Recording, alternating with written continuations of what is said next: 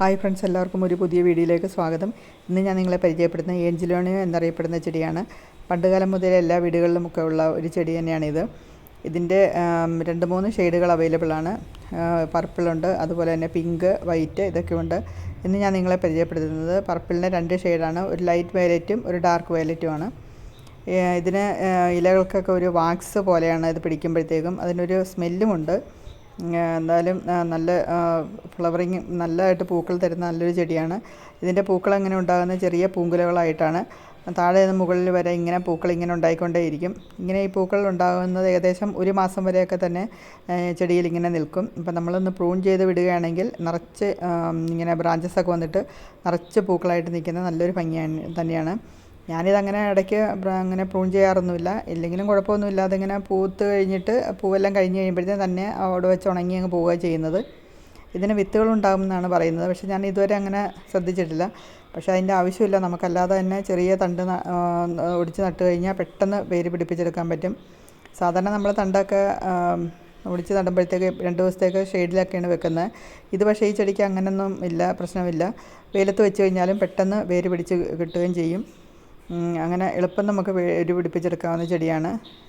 ഇതിന് ഞങ്ങളുടെ ചെറുപ്പത്തിൽ ഇതിനെ ആമച്ചെടി എന്നാണ് പറഞ്ഞുകൊണ്ടിരിക്കുന്നത്. ഈ പൂക്കളെ കണ്ടു കഴിഞ്ഞിട്ടുണ്ടെങ്കിൽ ആമ ഇങ്ങനെ ഇരിക്കുന്ന പോലെയാണ് തോന്നുന്നത്. അതുകൊണ്ടാണ് അങ്ങനെ ഒരു പേര് ഞങ്ങളൊക്കെ അങ്ങനെ പറയാറുണ്ട് ഇതിനെ.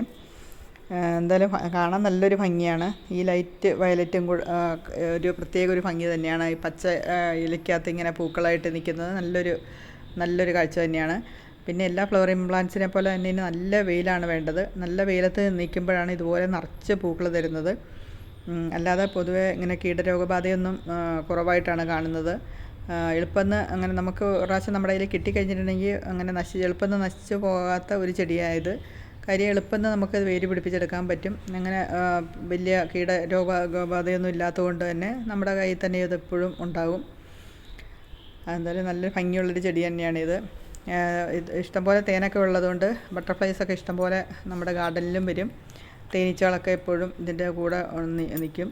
ഇതിൻ്റെ ഒരു വൈറ്റും എൻ്റെ കയ്യിലുണ്ട്. അത് നല്ല ഭംഗിയാണ് കാണാനായിട്ട്. നിറച്ചിങ്ങനെ ഉണ്ടായി നിൽക്കുന്നത് കാണാനാണ് ഭംഗി.